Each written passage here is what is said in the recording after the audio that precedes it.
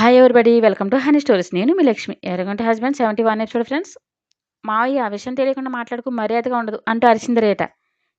ఏంటి అంకుల మీద నోరులేస్తుంది, ఇంకో మాట నోటి వెంట వస్తే తొక్కిన ఆరతేస్తా అంటూ ఉరిమింది సిరి.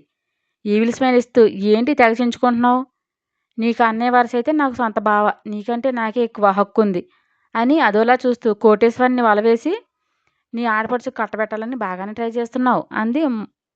మొన్న తెగ హోలిపోయింది గగన చూసి. బాగానే చేస్తున్నావు బ్రోకర్ పని అంటూ వెకిలిగా నవ్వి, బ్రోకర్ పని ఒకటేనా లేక పక్కలు కూడా వేస్తున్నావా అంది రేట ఎరుపెక్కిన కళ్ళతో చూస్తూ. ఏం కూసావంటే లాగ్ గట్టిగా ఒక్కడ పీకింది సిరి.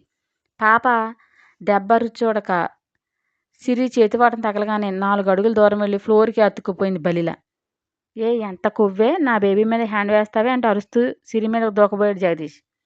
గగన్ అభి అడ్డంగా నిలబడి కళ్ళ నుండి నిప్పులు చెరుగుతూ జగదీష్ కలర్ పుచ్చుకుని ఒక గుంజి గుంజి నోరు అదుపు మాట తూలితే బ్రతికుండగానే పాతేస్తా అన్నాడు రౌద్రంగా అవి. బావా ఏంటిది, పరాయి వాళ్ళు ఇంటికి వచ్చి ఇలా దౌర్జన్యం చేస్తున్నారంటే ఇదంతా నువ్వే కావాలని చేస్తున్నావా అంటూ గొంతు చించుకుని అరిచాడు జగదీష్. కళ్ళతో అటు చూడు అంటూ చూపించారు కూల్గా గోపి.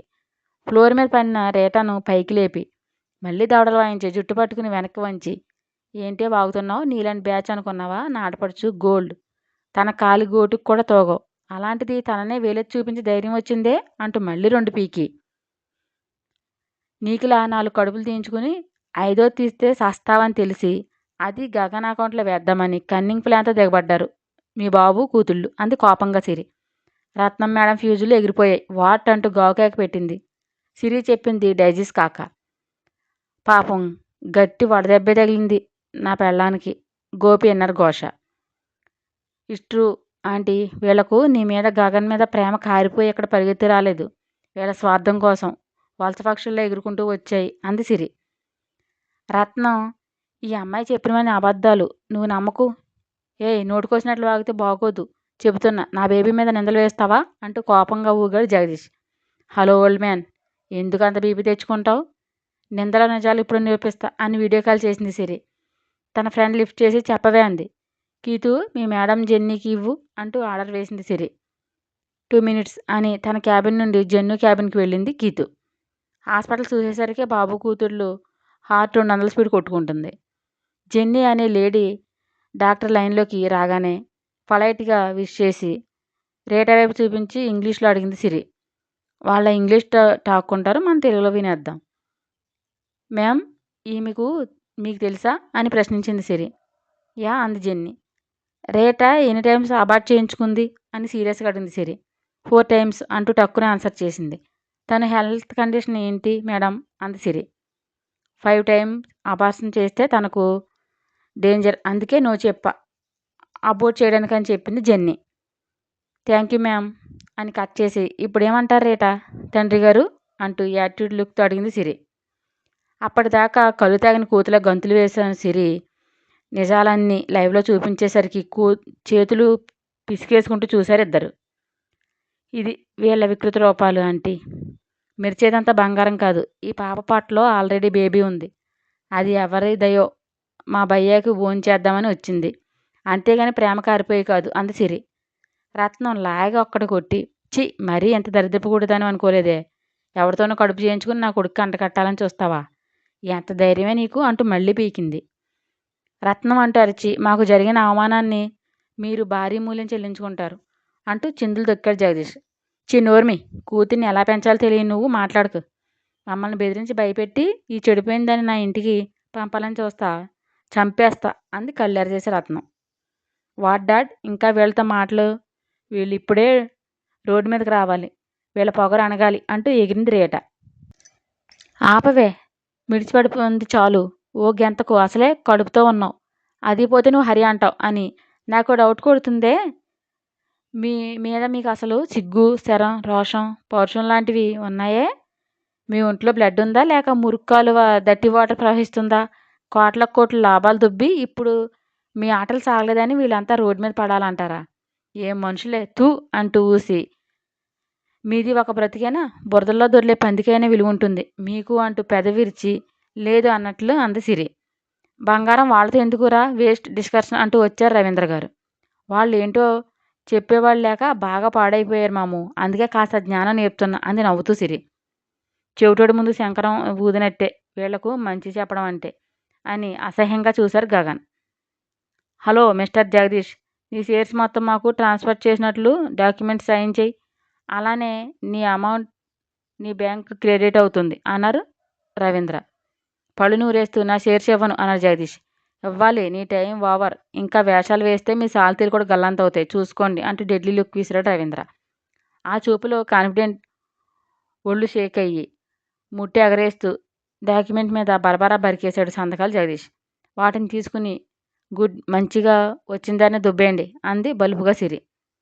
ఓయ్ నిన్ను వదలను, ఏం మిడిసిపడుతున్నావే చూస్తా నీ సంగతి అంది కోపంతో బొసలు కొడుతూ రేట. ఏంటే నువ్వు పీకేది గోంగూర? చల్ హట్, నోరు ఎత్తకుండా బయటకు నడవండి అంటూ డోర్ వైపు చూపించింది చేతిని. అది మా బంగారం అంటే అన్నారు మురిసిపోతూ గోపి. సిరి నుదుటిన కిస్ చేసి ఆడపిల్ల అంటే ఎలా ఉండాలి, నీలా కాదు వెళ్ళు, మీరు పోయాక నా ఇంటిని గంగాజలంతో శుద్ధి చేయాలి అంది హెచ్చరించుకుంటూ రత్నం. కాలిని నేలతో తన్నుతూ వెళ్ళింది లగేజ్ కోసం రేట. మా జాతకాలు కలిశాయని ఆది దంపతుల్లో ఉంటారని ఏదో చెప్పారే ఈ పంతులు గారు, ఒకసారి తేల్చుకో అంటూ పంతులు గారిని ఇరికించేశాడు గగన్. ఓరి దేవుడో, నన్ను బుక్ చేసాడేంటి ఈ కంత్రి పిల్లాడు అని లోలో నేడుస్తూ గుటకలు మింగుతూ చూశారు సదరు పంతులయ్య. గుర్రుగా చూస్తూ ఏంటది పంతులు గారు, మీరు అబద్ధాలు కూడా ఆడతారా అంది కోపంగా రత్నం. ఆంటీ, ఆయన నోటి వెంట వచ్చేవే అవి అంటూ మరో పుల్ల వేసింది సిరి. నువ్వు ఆగవే బొమ్మ, ఆంటీకి వచ్చే కోపానికి పంతులు గారి పిల్ల కూడేలా కొడుతుంది అంటూ సిరిని పక్కకు లాగాడు అబ్బి. చెప్పండి, మా రత్నం అడుగుతుంది కదా అని రెట్టించి. ఈ పంతుల పేడ కూడా విరగడవుతే మాకు ఉపవాసాలు చన్నీళ్ళ స్నానాలు గోల ఉండదు అనుకున్నారు గోపి. అదమ్మా, ఏంటంటే అది అంటూ నసిగి, నిజం చెబితే మీరు బాధపడతారని ఒక హోమం చేసి పరిహారం చెల్లిద్దామని అంతే అన్నారు. కోపంగా చూస్తూ కలవని జాతకాలతో పెళ్లి చేసి హోమం చేస్తే మంచి జరిగిపోతుందా అంటూ అరిచి, బ్రహ్మను తిడితే మహాపాపం చేయలేను, మీరు వెళ్ళండి, మళ్ళీ ఎప్పుడు నాకు కనిపించకండి అంది వార్నింగ్ టోన్తో రత్నం. బ్రతుకు జీవుడని ఊరికారు పంతులు గారు. ఓయ్ స్వామి, జాగ్రత్త పడతారు అంటూ అరిచాడు వెనుకే నవ్వుతూ గగన్. లగేజ్ బ్యాగ్తో వచ్చారు కిందకు. రత్నం మొహం తిప్పుకుంది. క్షమించల్లాయ్, రేటా తప్పు చేసింది, నువ్వైతే కడుపులో పెట్టుకుంటావనే ఆశతో ఇదంతా చేశాను, క్షమించు అని మీరు కూడా బావా అన్నాడు క్రోకడైల్ టీయర్స్ కారుస్తూ జగదీష్. కడుపుతో ఉన్నదాన్ని కడుపులో పెట్టుకునేంత ఉదార స్వభావం నాకు లేదు కానీ నీ వగలమారి ఎరుపులు కట్టిపెట్టి దయచేయండి అంది రత్నం. రేటా కాల్చేసేలా చూపులతో సిరినే చూస్తుంది. చూడు, చూసినా ప్రతిదాన్ని మీద ఆశపడితే నిన్ను నీవే కోల్పోతావు. సొంత వాళ్ళనే మోసం చేయాలని చూసిన మిమ్మల్ని ఏం అనాలో కూడా నాకు అర్థం కావడం లేదు. మీరింత క్షేమంగా వెళ్తున్నారంటే ఒకటే రీజన్, ఆంటీ మొహం చూసి మా వాళ్ళు మిమ్మల్ని ఏమీ చేయకుండా వదిలేస్తున్నారు. తిన్నగా వచ్చిన దాన్ని వెళ్లకుండా మధ్యలో ఏమైనా తమాషాలు చేస్తే మేమేంటనేది చూపించాల్సి వస్తుంది.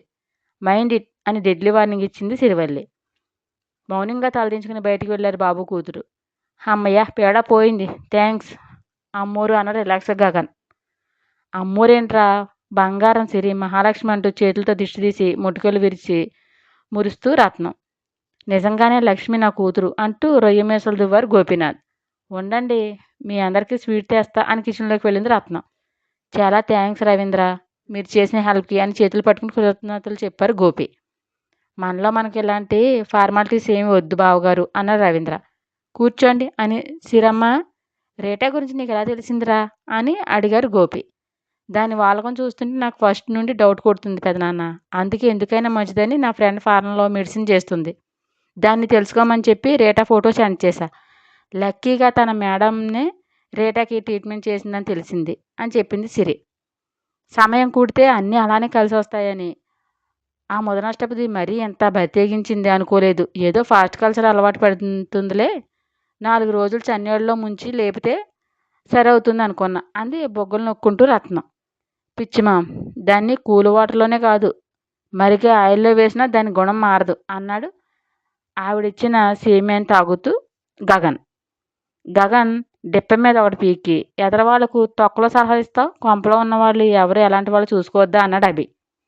బిక్కమొహం పెట్టి, బావా అది మరి ఇంత కంత్రీదని నాకేం తెలుసు అన్నాడు గగన్. అభి వైపు అలానే చూస్తూ, మన ఇంట్లో ఉన్న దాని చెడు గురించి నువ్వు తెలుసుకోలేకపోతున్నావు. అది అలానే ఏదో చేస్తుంది అనుకుంది నిత్యను తలుచుకుని సిరి.